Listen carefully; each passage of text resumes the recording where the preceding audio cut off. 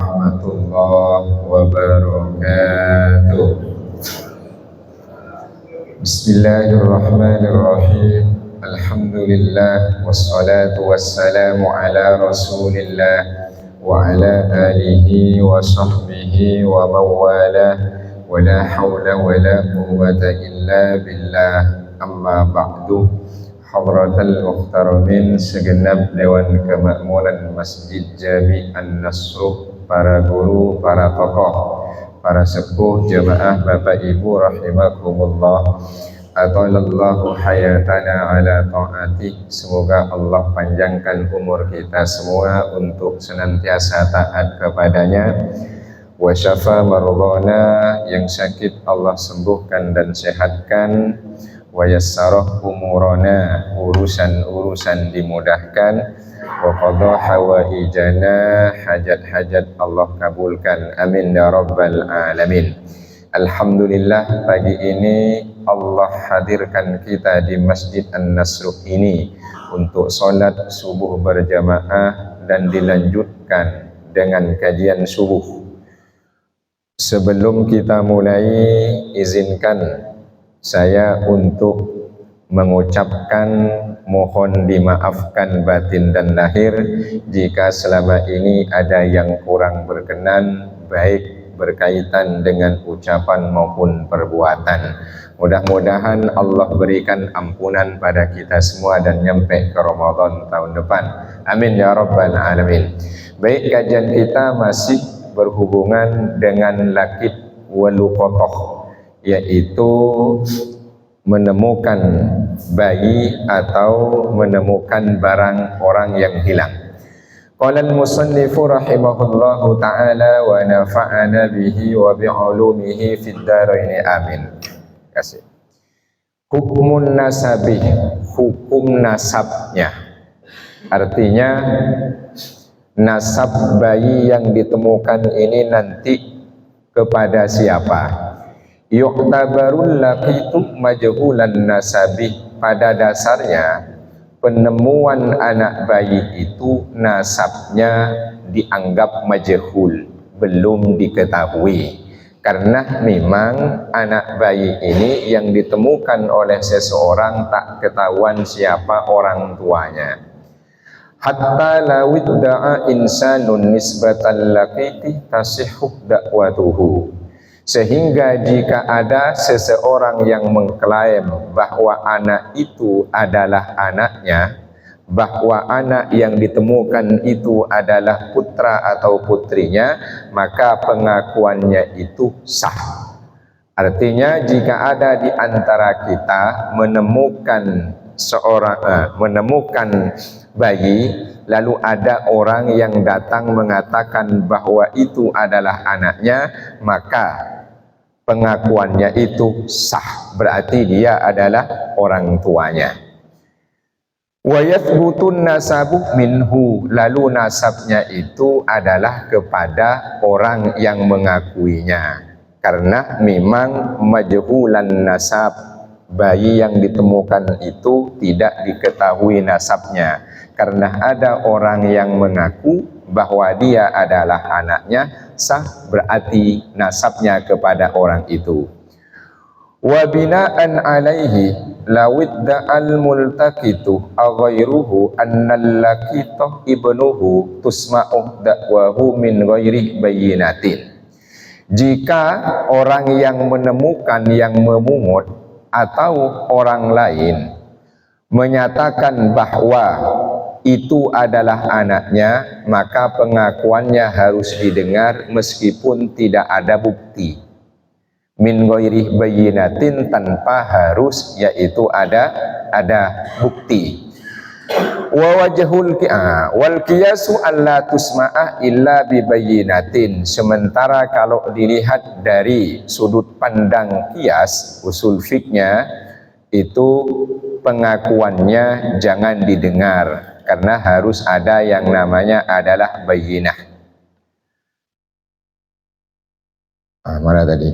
Wa wajhul istihsan, tapi kalau dilihat dari pendekatan metodologi istihsan, karena dalam usul fiqh itu ada yang namanya qiyas, ada yang namanya istihsan. Kalau qiyas kita sudah masyhur terkait tentang hukum sesuatu itu kalau tidak ditemukan dalam ayat atau hadis, lalu pakailah namanya qiyas analogi. Ilatnya ada kesamaan apa tidak, itu namanya qiyas. Misalnya larangan dalam Al-Quran itu untuk anak adalah dilarang untuk tidak membentak, dilarang untuk membentak, mengatakan uf dan lain-lain, tapi tidak ada bentuk yaitu larangan memukul. Cari ayatnya tak ketemu, cari hadisnya tak ketemu, bagaimana hukumnya? Apakah boleh karena tidak ada di ayatnya? Kan bahasa Al-Qur'annya adalah fala taqul lahuma uffi wa la tanharhuma. Janganlah kamu sebagai seorang anak mengatakan uf dan jangan bentak keduanya. Sementara tidak disebut yaitu jangan pukul mereka. Bagaimana caranya nih? Tidak ada ayatnya, hadisnya juga tidak ditemukan, maka dicari yaitu ilatnya yang menjadikan itu dilarang. Ternyata adalah nyakiti orang tua. Kalau mengatakan membentak itu nyakiti orang tua, apalagi memukul, maka hukum memukul orang tua hukumnya yaitu adalah sama, statusnya dilarang, bahkan ini lebih, itu namanya qiyas. Nah istihsan ini karena memang dianggap itu adalah baik, terutama nanti masuk ini adalah ada manfaat. Wa wajhul istihsani anna hadza liddi'ah iqrarun bima yanfa'ul lakitoh. Kalau dilihat dari segi istihsan, bahwa klaim pengakuan dari seseorang itu merupakan ikrar pernyataan yang berhubungan manfaatnya langsung kepada bayi yang ditemukan. Artinya ketika ada orang yang mengakui bahwa penemuan bayi itu adalah anaknya, itu tentu berhubungan langsung manfaatnya terhadap sang bayi. Kenapa? Li'annahu yatasyarrafu bin nasabi. Sebab kalau sudah jelas nasabnya ternyata adalah orang itu, maka kemuliaan dan kehormatan anak bayi itu terjaga. Jangan sampai kemudian tidak ketahuan nasabnya. Wa yu'ayyaru bifaqdihi, kalau tidak ketahuan anak siapa, ini nanti kehormatan dan kemuliaan anak itu akan hilang karena nggak jelas siapa bapaknya, tidak jelas siapa ibunya. Maka pengakuan seseorang bahwa bayi itu adalah anaknya itu sah dan diakui karena bermanfaat langsung kepada anak yang ditemukan. Tidak ada yang ngaku dengan ada yang mengaku, tentu kelihatan yang ngaku itu ada manfaat buat anak bayinya. Ini yang dimaksud kalau ada klaim terkait tentang anak itu adalah anaknya. Wa tasdiqul mudda'i fi mithli hadza la yutatallabul bayyinah. Sementara untuk membenarkan orang yang mengklaim bahwa itu adalah anaknya dalam contoh seperti ini, itu tidak menuntut adanya bukti karena sudah ada klaim. Tetapi lawidda'ah nasabahu dhimmiyun tuqbalu da'wahu. Jika ada non muslim dhimmi, kafir dhimmi, yang mengaku terkait nasab sang bayi yang ditemukan, tuqbalu dakwahu, itu juga pengakuannya diterima. Wa yathbutu nasabuhu minhu, dan nasab bayi itu juga kepada kafir dhimmi yang ngaku. Lakinnahu yakunu musliman, tetapi bayi tadi itu statusnya sebagai bayi yang muslim. Jadi tidak otomatis ikut terhadap kafir dhimmi yang mengklaim bahwa bayi itu ada anaknya. Sah pengakuannya, tetapi bayi itu statusnya dihukumi yakunu musliman. Kenapa? Li'anna di'a'an nasabi yuqbalu fima yanfa'ul laqita la fima yadurruhu. Karena pengakuan terkait tentang nasab itu diterima jika berhubungan dengan ada manfaat terhadap bayi yang ditemukan, tidak berhubungan dengan yang membuat mudarat kepadanya. Artinya dengan mengklaim itu adalah anaknya, itu sejatinya ada manfaatnya, tidak ada mudaratnya. Hanya saja agamanya tidak otomatis diikutkan kepada kafir dhimmi yang mengakui bahwa itu adalah anaknya. Wala yalzamu min kaunihi ibnan lahu ayyakuna kafiron. Pengakuan kafir dhimmi itu meskipun sah bahwa bayi itu adalah anaknya, tidak secara otomatis dan harus bahwa bayi itu adalah ayyakuna kafiron, bayinya sebagai anak yang kafir, tidak. Artinya dihukumi ayyakuna, yaitu musliman, statusnya dihukumi sebagai muslim. Loh, kenapa? Oh, masih bayi. Kita tahu hadisnya, katanya kullu mauludin yuladu alal fitrah. Setiap anak yang terlahir itu terlahir dalam keadaan fitrah suci. Karena memang dinyatakan ketika dalam rahim itu bayi-bayi langsung ditanya oleh Allah, alastu bi rabbikum? Qalu bala syahidna. Bukankah aku adalah Tuhan kalian?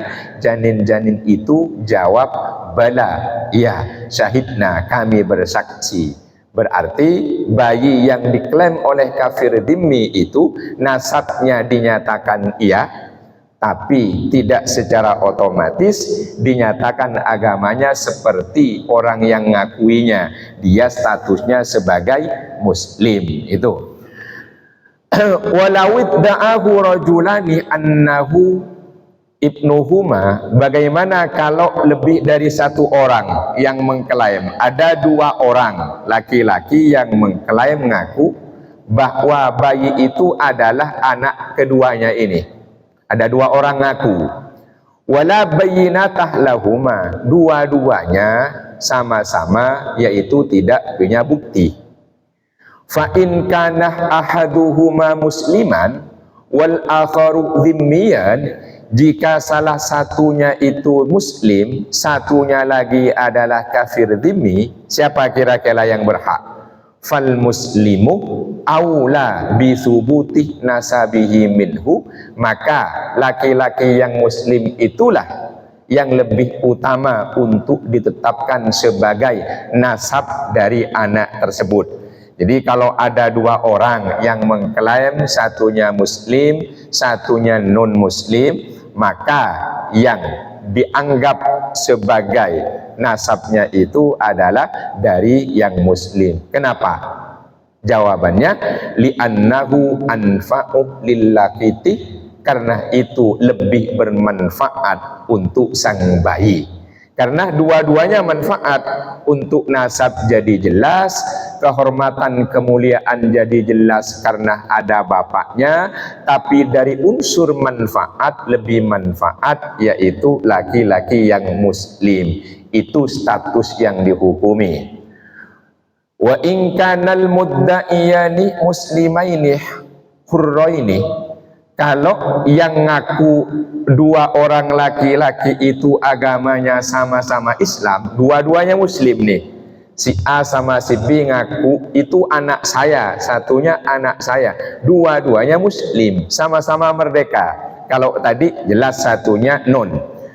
Fa in wasafah ahaduhuma alamatan fi jasadil waladi, jika salah satu di antara keduanya bisa menyebutkan dan mendeskripsikan tanda-tanda yang ada di badan sang bayi, fahuwa ahaqqu bihi indal hanafiyati, maka orang yang mampu menyebutkan dan mendeskripsikan tanda-tanda yang ada di tubuh bayi itu dan benar, maka yang berhak adalah dia menurut ulama madhab Hanafi, sekalipun dua-duanya itu tidak punya yaitu bukti, karena dia tahu mendeskripsikan.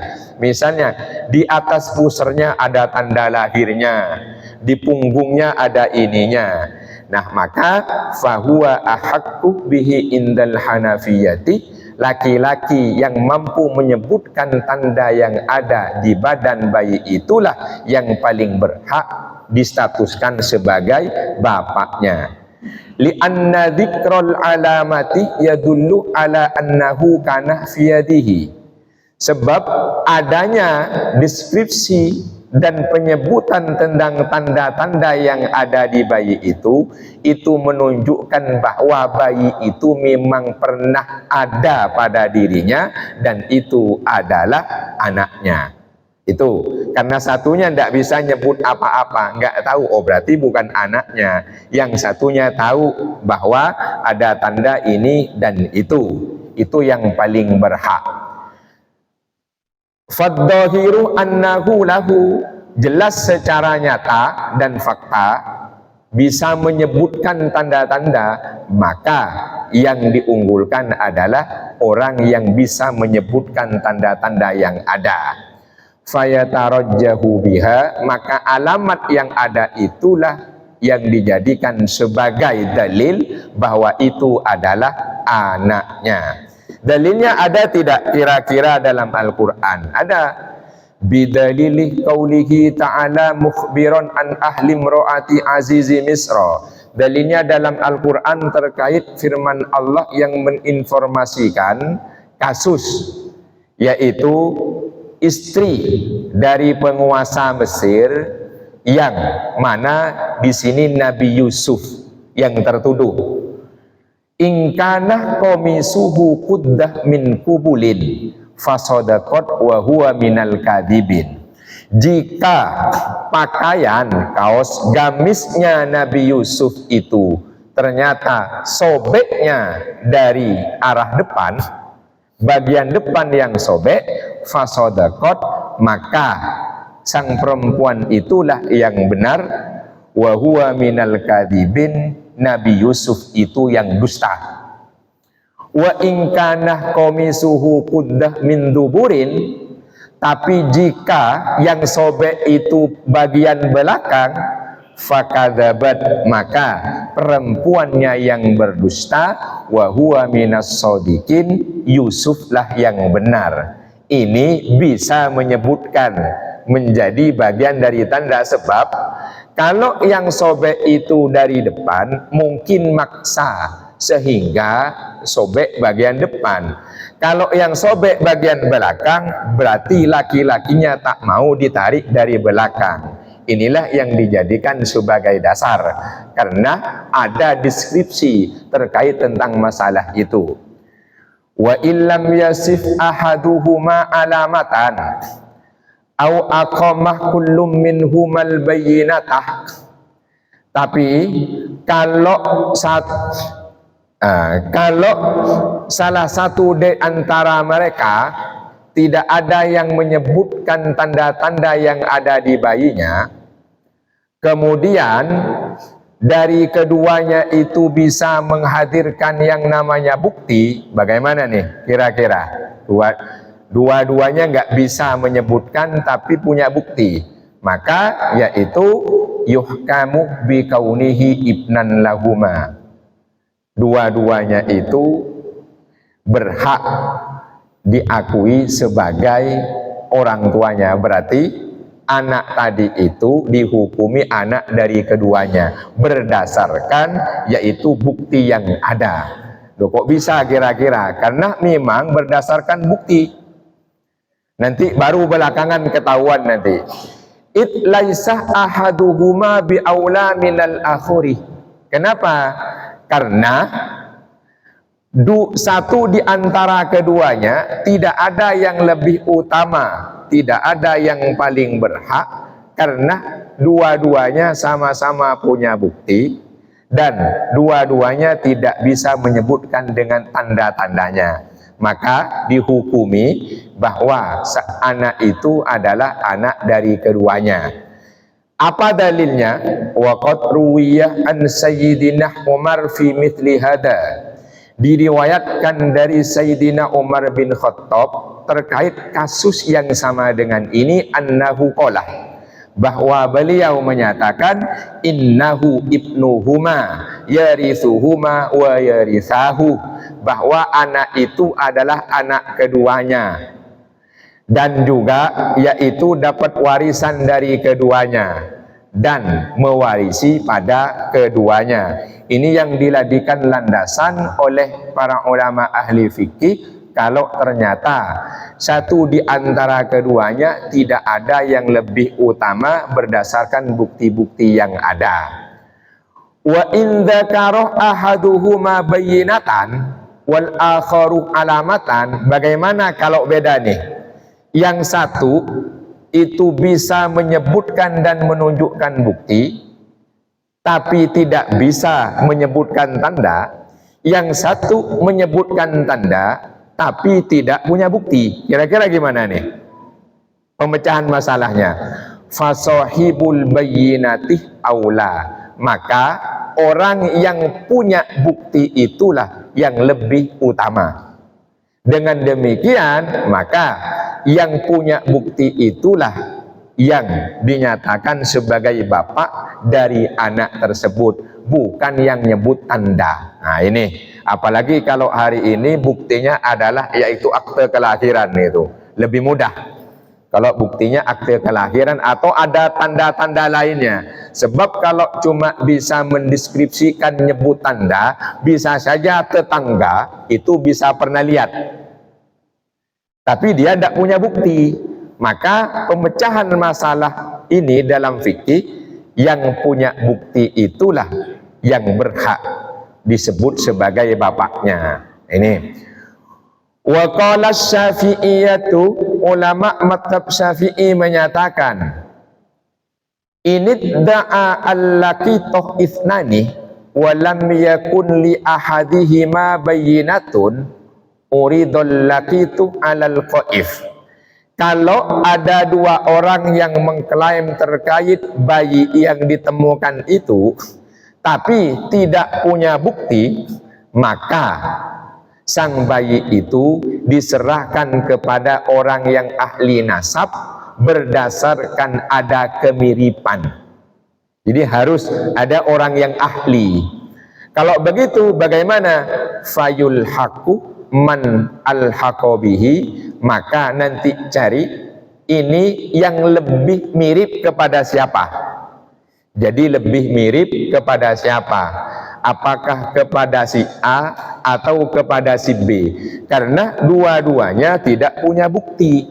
Sementara bayi itu nasabnya majhul. Kalau tidak ada yang mengaku sebagai anaknya, nanti khawatir menjadi muayyar, yaitu menjadi bayi yang tidak punya kehormatan dan kemuliaan. Kalau ada yang mengklaim, itu bisa dijaga kehormatannya. Itu menurut ulama mazhab Syafi'i. Kenapa? Li'anna fi ilhaqihi atharon fil intisab indal ishtibah. Sebab kalau nanti ini dipertemukan ternyata lebih mirip pada siapa menurut para ahli tadi, karena itulah yang punya pengaruh dalam menghubungkan nasab, karena ada keserupaan dengan siapa. Misalnya yang satu kulitnya gelap, yang satu kulitnya putih, yang satu kulitnya mancung, hidungnya mancung, yang satu hidungnya biasa. Bayinya kulitnya putih, hidungnya mancung.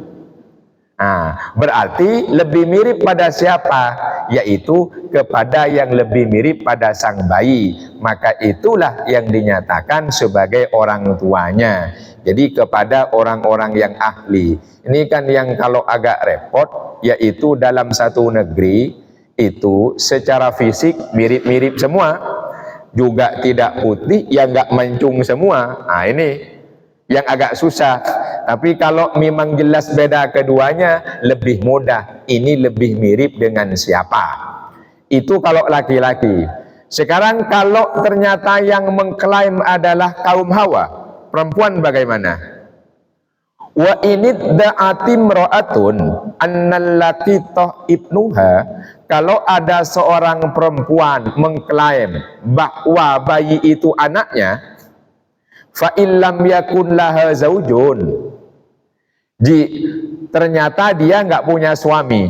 Jadi ada seorang perempuan tiba-tiba datang ngaku bahwa itu adalah anaknya, tapi perempuan itu nggak punya suami. Gimana nih? La yasihhud di'auha, maka pengakuannya dinyatakan tidak sah. Mosok iya ada seorang perempuan tak punya suami, kemudian dia mengklaim bahwa itu adalah anaknya. Nggak masuk akal.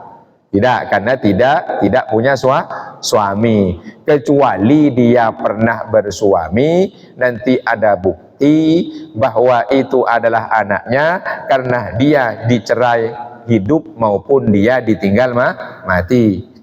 Ini tidak bisa pengakuannya dianggap. Wa in kana laha zaujun, tapi kalau ternyata ya punya suami, maka fasaddaqaha fid bi'aiha, yang menemukan dan mengambil itu maka harus membenarkan pengakuannya. Kenapa? Karena tadi ada yang mengaku untuk kemuliaan dan kehormatan bayi, yang ngaku seorang ibu dia punya suami, itu maka pengakuannya dinyatakan benar.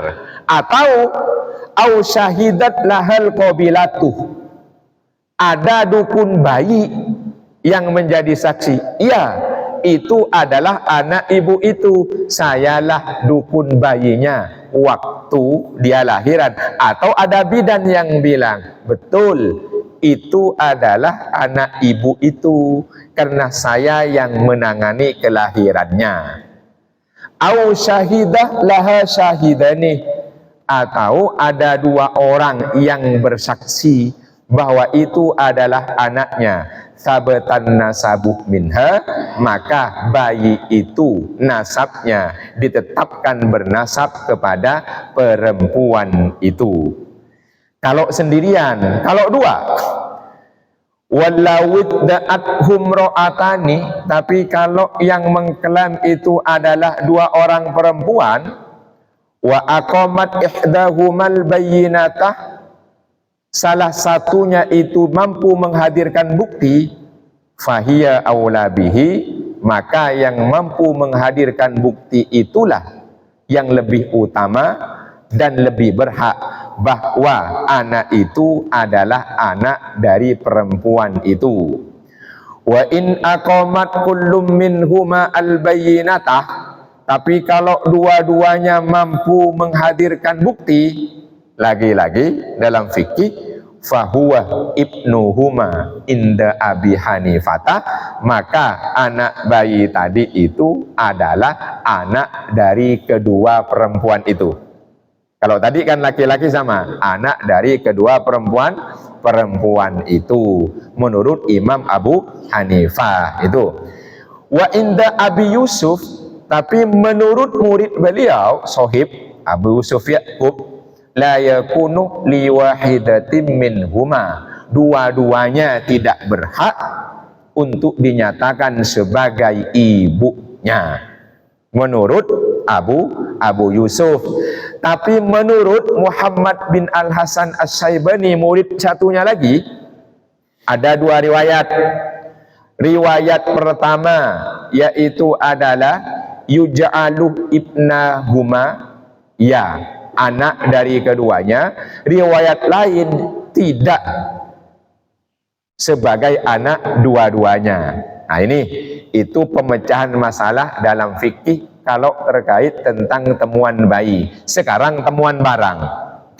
Nah itu tadi bayi, mungkin agak nihil nemukan bayi, kecuali tahu-tahu lewat di depan ruko ada bayi gitu.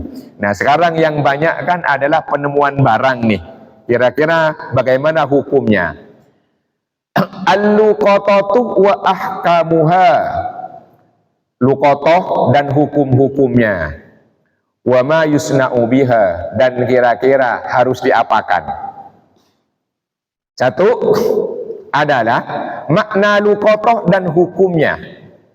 Wa hiya syar'an kama qalab Nuqudamah al-Hambali, Menurut Ibnu Qudamah Al-Hambali, ini seorang ulama dari kalangan madhab Hambali, nulis kitab babon madhab Hambali, nama kitabnya adalah Al-Mughni. Kalau dalam madhab Syafi'i itu yang kitab babon diantaranya adalah yaitu Al-Majmu' Syarah Muhadzab Nawawi. Tapi ada lagi sebetulnya yang babon lebih dulu, namanya Al-Bayan, yang nulis Al-Umroni As-Safi Al-Yamani. Kalau di madhab Hanafi ada Bada'ius Sona'i fi Tartibis Syaroi, ada Al-Mabsut. Nih, ini kitab babonnya, tapi ini kitab babonnya tebal. Menurut Ibnu Qudamah, yang dimaksud luqatah apa? Al-malu dha'i'uh min rabbihi, adalah harta yang hilang dari pemiliknya. Jangan diartikan dari Tuhannya. Jadi ada harta yang hilang dari pemiliknya. Yaltaqituhu ghairuhu, yang ditemukan dan dipungut oleh orang lain. Itu namanya luqatah. Jadi ada seseorang punya benda, punya kekayaan, lalu hilang dari tangannya dan ditemukan orang, itu namanya luqatah. Ya kalau hilang nggak ada yang nemu, mau disebut luqatah ya tidak, karena tidak ada yang menemukan. Ini ada barang hilang tapi ada yang menemukan, ini yang akan dibahas. Kalau barang hilang tak ada yang menemukan, apa yang mau dibahas? Ini mana tadi? Menurut ulama madhab Hanafi, min kutubil Hanafiyah hiya malun yujadu. Luqatah itu adalah, yaitu ada kekayaan yang ditemukan. Jadi ada benda ditemukan, harta ditemukan, wala yu'rafu malikuhu, dan tidak diketahui siapa pemiliknya. Jadi cuma bedanya yaitu adalah kalau menurut Ibnu Qudamah adalah benda yang hilang dari pemiliknya yang ditemukan dan dipungut oleh orang lain. Kalau menurut ulama madhab Hanafi adalah yaitu penemuan benda yang tidak diketahui siapa pemiliknya. Jadi cuma nggak nyebut hilang dari pemiliknya saja. Walaisah bimubahin kamalil harbi, dan hukumnya bukan mubah, tidak mubah, sebagaimana yaitu harta milik kafir harbi. Kalau milik kafir harbi itu kan nanti bisa menjadi namanya ghanimah, karena saat perang mereka kalah lalu kemudian pergi, maka barang-barangnya mereka itu menjadi ghanimah, harta rampasan. Ini bukan, tidak berstatus sama karena milik orang. Hukumnya bagaimana? Lilluqatati ahkamun min haitsun nadbu wa min haitsun dhamanu wa ghairuhuma. Menemukan barang itu hukumnya yaitu kondisional, bisa dinyatakan nanti ada yang dianjurkan, ada yang dari sisi yaitu pertanggungan, ganti nanti. Wa amma hukmuhu min haitsun nadbu wa ghairuhu, kalau terkait status penemuan barang itu dianjurkan untuk diambil apa tidak, diambil apa tidak nih, fahuwa mukhtalafun fihi indal fuqaha. Kita nemukan barang di jalan, pinggir jalan, diambil apa enggak nih?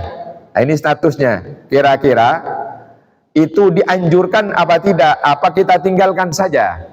Hukumnya terjadi perbedaan pandangan antar ulama fikih. Faqalal hanafiyatu wasyafi'iyatu, ulama madhab Hanafi dan madhab Syafi'i menyatakan kalau kita nemukan barang, al-afdalu aliltiqatu, afdolnya adalah diambil, dipungut, jangan dibiarkan. Jadi kita nemu handphone di pinggir jalan, sudah nemu, diambil apa tidak? Maka afdolnya adalah iltiqat, dipungut, jangan dibiarkan. Kenapa? Li'anna min wajibil muslimi ayyahfadah mala akhihil muslim. Sebab termasuk kategori wajib, kewajiban seorang muslim adalah menjaga harta, kekayaan, kepemilikan saudaranya yang muslim. Ini kalau nanti tidak dipungut, bisa jadi kena hujan rusak, kena mobil rusak, atau diambil oleh orang yang tidak bisa dipercaya. Maka afdolnya menurut ulama mazhab Syafi'i dan Hanafi, nemukan barang, ambil, dipungut, tapi bukan jadi milik ya. Kenapa? Tentu adalah tujuannya untuk menjaga milik orang lain itu. Wallahu fi aunil abdi madamal abdu fi auni akhihi. Allah akan senantiasa memberikan pertolongan kepada seorang hamba selama sang hamba itu selalu memberikan pertolongan pada saudaranya. Karena mungut malang barang milik orang yang hilang itu termasuk bagian dari kategori menolong. Jadi ambil gitu, dipungut, bukan diambil jadi milik. Ini nggak tahu nih, kebanyakan kalau orang nemukan barang di luar atau di mana saja yang bukan miliknya, kira-kira diambil apa tidak? Dipungut. Dipungut. Cuma, nah ini lanjutannya ini, setelah dipungut, itu kira-kira dijadikan hak milik, apa kemudian nanti itu diumumkan kepada masyarakat umum, ini ada barang hilang yang saya temukan gitu. Kebanyakan kira-kira dijadi milik apa tidak? Jadi milik. Nah ini problemnya, ini kasusnya. Mungkin saja kita nemukan begitu kan? Mungkin saja gitu. Sementara Al-Malikiyah wal Hambaliyah, qala Al-Malikiyah wal Hambaliyah. Nah ini beda nih pandangannya nih. Apa kata dua mazhab ini? Hambali sama Maliki, bikarohiyati lil tikoti, hukumnya makruh untuk dipungut. Nah kira-kira lebih aman mana nih? Dipungut karena niatnya menolong, membantu untuk melindungi milik saudara sesama, apa kita ikut makruh? Kalau diambil makruh, kira-kira nih. Nah, insya Allah kita sebagai manusia yang normal itu akan pungut. Entah tujuannya untuk diantarkan, diberikan pada pemilik, atau kita miliki. Nah itu diambil itu. Nah ini kenapa kok dihukumi makruh? Liqauli Ibnu Umar wa Ibnu Abbas, karena ada pernyataan dari Abdullah bin Umar dan Abdullah bin Abbas radhiyallahu anhum. Apa? Wali annahu ta'ridun li nafsihi li aklil haram. Sebab kalau nanti diambil itu lebih mendekati, khawatir terjerumus akan makan sesuatu yang diharamkan. Jadi untuk menjaga diri maksudnya. Jadi kalau sudah diambil, berpotensi itu akan disalahgunakan, akan dijadikan miliknya. Makanya dihukumi makruh. Kemudian juga walima yakhafu aidan minat taksiri fima yajibu laha min ta'rifihi. Kalau sudah diambil, itu kemudian juga berpotensi untuk tidak diumumkan di media. Kalau sudah diambil. Nah ini kenapa? Apalagi barangnya bagus. Kemudian juga adalah waraddiha li sahibiha. Ada kemungkinan juga tidak akan dikembalikan kepada pemiliknya. Itu namanya protek. Kalau tadi untuk melindungi barang milik orang, kalau pandangan dua mazhab yang kedua ini adalah memprotek diri supaya tidak terjerumus karena berpotensi untuk melakukan hal-hal yang diharamkan. Itu menurut pandangan ulama-ulama madhab. Tapi hadza huwal hukmul am, ini adalah hukum fikih secara umumnya. Namun summa fassalah ulama'u kulli madhabin tafsilatin madhabiyah. Kemudian ada rincian dari para ulama madhab. Nah itu apa? Tentunya adalah kalau dia amanah maka dianjurkan untuk dipungut, khawatir nanti barang temuannya itu hilang dan diambil oleh orang fasik. Kalau kita tidak ngambil, nanti ditemukan oleh orang fasik nih, maka dianjurkan diambil. Dianjurkan diambil. Tapi kalau ternyata dirinya ini tahu Kalau sering berkhianat, tidak amanah, maka yaitu jangan diambil. Jangan diambil. Itu artinya harus dirinci dulu terkait dirinya maupun orang lain. Kalau kita amanah, nggak diambil, nanti ketemukan orang fasik, ambil. Tapi kalau ternyata kita tidak amanah, jangan diambil. Bahkan dinyatakan adalah yaitu fayahrumu liltiqatu, mungutnya itu haram. Wallahu a'lam bissawab. Alhamdulillah, hadirin jemaah yang Allah Subhanahu wa taala, tentang akhir dan qada. Mari kita sama-sama dalam sukses diskusi tanya jawab yang ingin bertanya di persidangan. Ada yang mau bertanya? Oke. Nemu barang nggak ya? Iya. Barang apa yang kita ini?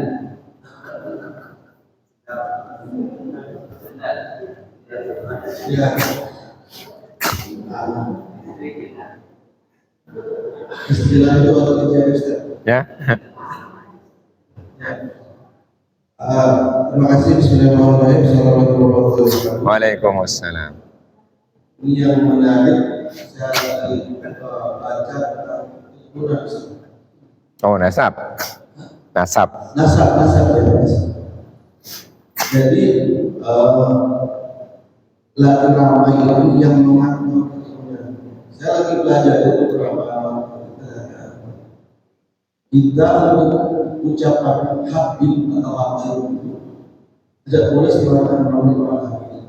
Dan habaib itu adalah panggilan khusus khas bagi keturunan dari Muhammad SAW.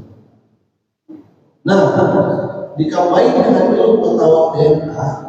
DNA itu akurasinya itu adalah menurut pengetahuan, dan semuanya itu belum ada pada selama ini, itu sudah 99,9% akurasinya.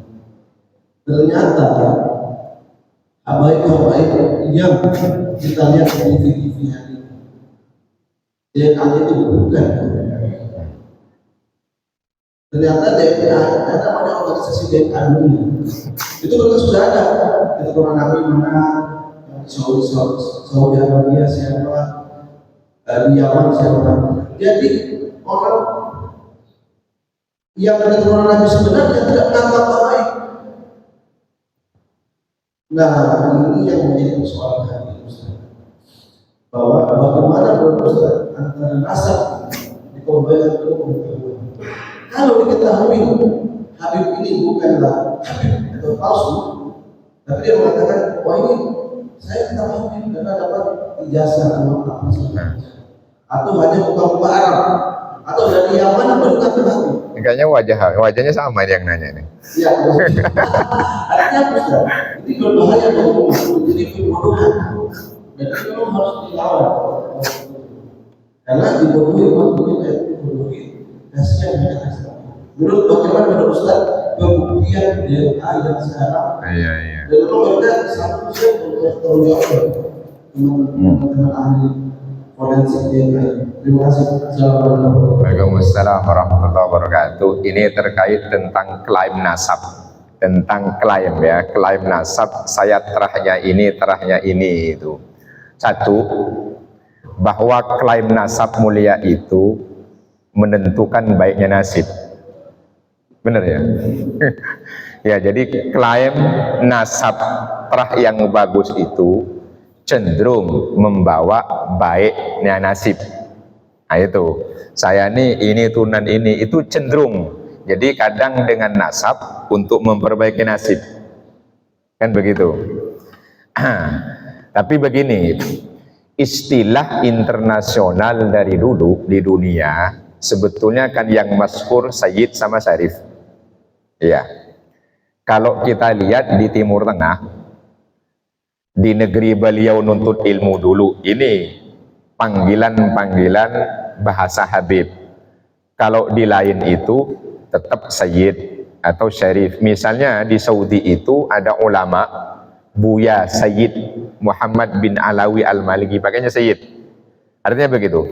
Artinya panggilan itu yang diyakini bahwa itu adalah turunan Nabi, sehingga dipanggil istilah Habib. Sementara untuk dunia Islam dari dulu yang masyhur itu adalah antara Sayyid sama Syarif. Bisa dibedakan? Sebetulnya masalahnya kan sederhana. Yang mengklaim sebagai panggilan habaib itu durriyah apa bukan? Gitu saja sebetulnya. Masalahnya kan bukan kemudian adanya diskusi terkait tentang hal ini yang dimunculkan oleh kiai muda dari Banten itu, bukan kemudian tidak mempercayai durriyah. Cuma apakah betul yang ngaku-ngaku itu durriyah? Kan itu sederhananya kan gitu kan. Iya, pembuktian betul apa tidak? Gitu aja kan sederhananya kan.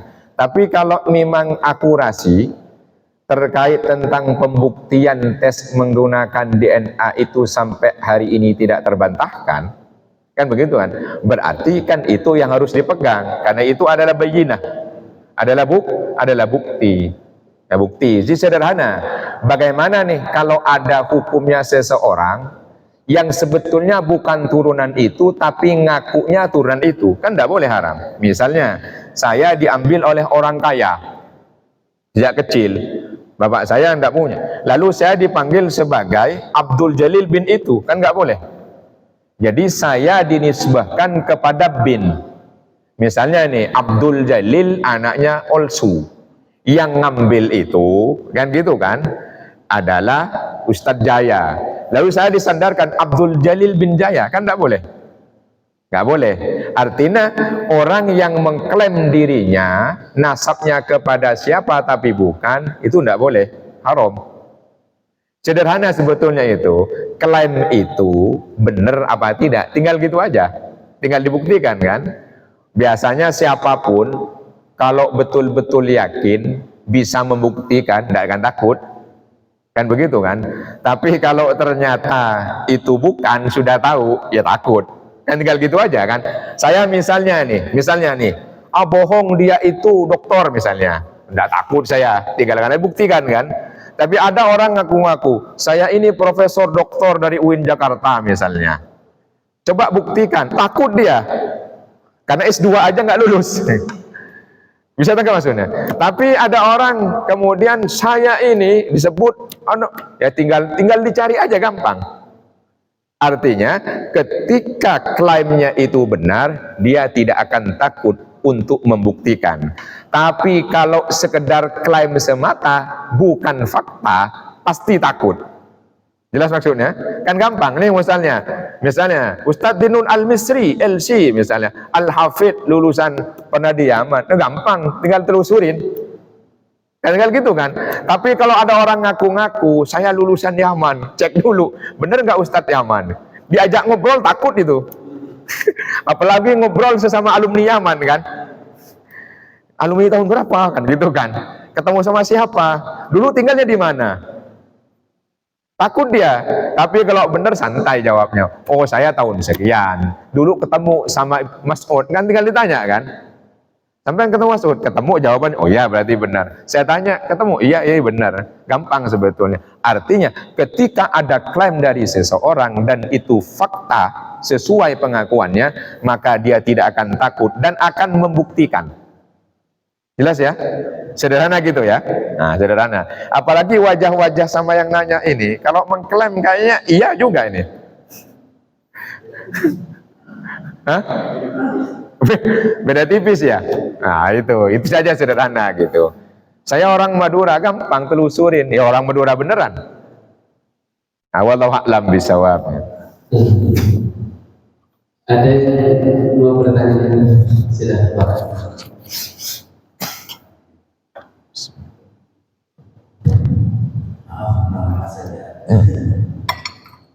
Monggo, informasi medis penting. Ya, masalah itu zaman dia memang berbeda.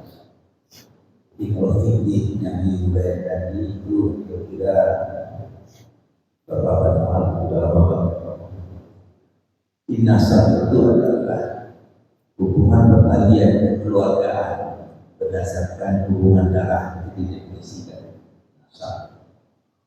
Tidak hanya berkembang, ya, banyak istilah.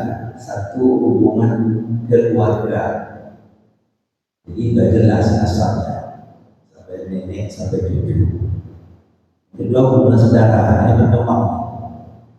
Dalam kedokteran hubungan saudara itu ada bertanda yang kita pegang seperti golongan darah, ya.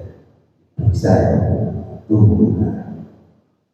Yang ketiga, yang penting kelihatannya tadi, hubungan itu penting. Nah, dari ini ciptaan Allah, manusia itu tercipta bisa diperiksa di kedokteran namanya kromosom. Yang kedua, nuklein asid itu bertanda untuk manusia di dunia, sehingga timbul istilah ras, etnik. Kenapa orang Arab sama orang Indonesia? Karena genetiknya berbeda. Ini yang paling penting untuk menentukan nasab. Secara hukum sekarang kita lihat kemarin ini ada 2 ibu memperdukan anaknya. Oh, ya. Apa? Polisi hanya memperkenalkan hasil nukleik asid DNA. Ya, DNA. Ditambah satu lagi yang RNA. Kalau itu menentukan siapa orang tuanya. Jadi kalau bisa nanti kita dalam Islam ini, ya fikih untuk itu ditambah dengan istihad yang baru. Bisa dilihat secara kolektif, itu namanya istihad kolektif. Majelis Ulama Indonesia sudah berhak dan diakui secara dunia ini melahirkan suatu istihad kolektif. Jadi bukan sendiri, suatu mufakat, musawarah. Nah itu dalam nasab. Kemudian nasab berkembang di Sumatera Barat itu ada nasab berhubungan dengan suku, ada istiadat. Kalau sama suku Cenyago tidak boleh namanya kawin. Ya begitu manusia ini. Nah, semuanya itu kita pegang penentuan nasab. Ada lagi ini nasab filantropi Islam, seperti anak pupur. Itu teologi Muhammad. Itu kita pakai. Muhammadiyah itu menjelaskan banget teologi agama itu berlaku sampai ke dasar. Nah, ini sebagai kita lebih luas, bahwa kita lebih luas begitu dalam pengertian nasab. Jadi kalau kemudian, jadi yang real otentik itu adalah menurut ilmiah pengetahuan teknologi sekarang, yaitu ilmu yang mempelajari mengungkap cipta Allah dalam tubuh manusia. Bakal kulla syai'in muqaddaran taqdiran. Allah itu menciptakan segala sesuatu dan mengaturnya serapi-rapinya.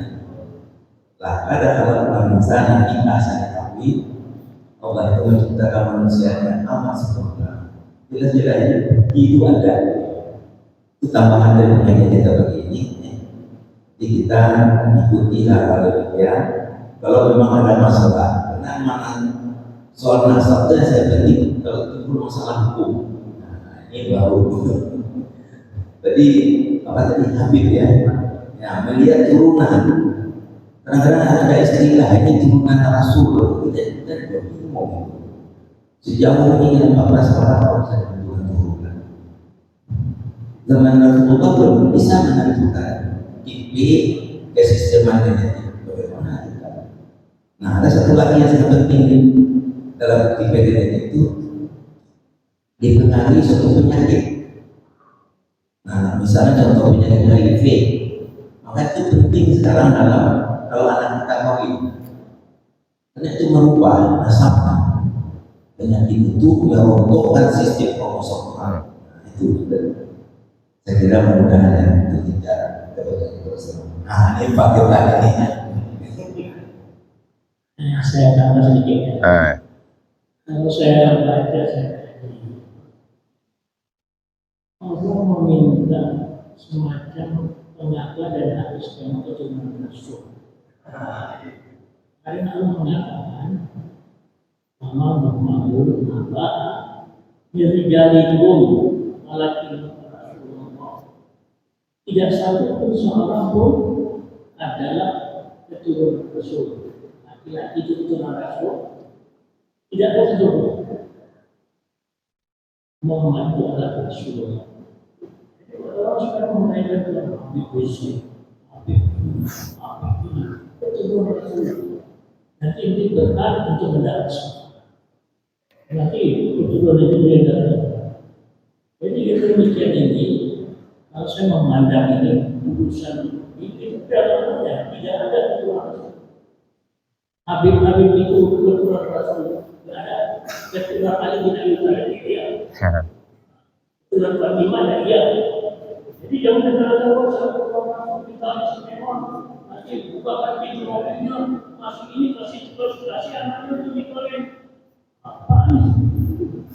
Jadi dengan demikian kita bagaimana Islam pegang agama tidak ada keturunan.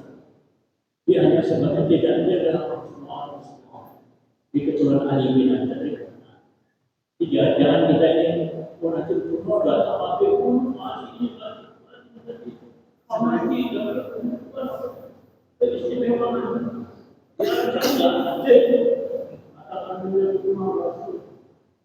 jadi walau dengan demikian kita memandang Rasulullah. Jadi kalau ada konflik ini sangat membuat umat Islam menjadi jumhur dan umat Islam itu menjadi nepotisme. Nah itu dia nepotisme. Iya itu demikian. Saya kadang-kadang heran, saya nggak mau memilih itu. Ada orang contoh, waduh, kalau dia akan menjadi sama, dan sahabat ini juga menjadi satu hal. Muhammad itu dikatakan hanya sebagai satu basirah wa basirah Nabi Muhammad. Kita menghormati bahwa Rasulullah itu adalah kita menghormati Allah menghormati malaikat itu menghormati. Inna malaikat itu surga Nabi. Menghormati, memberikan salawat dia. Tapi syafaat juga. Sepanjang saya baca syafaat itu tidak diberikan dari jadi bukan pada Rasul langsung. Karena ada yang saya baca kemarin ini bahwa apakah kau akan membebaskan orang itu dari api neraka? Allah bertanya kepada Rasulullah, apakah kau yang akan membebaskan orang itu dari api neraka? Nabi Muhammad saja hanya sebagai saksi bersurat dan memberikan segala perbuatan pada beriman. Rasul saja ada tanya, kalau bebaskan. Jadi Rasul juga tidak bisa membebaskan orang sama kecuali dengan izin Allah. Berikan itu segala sama. Dan semuanya kita akan masuk neraka.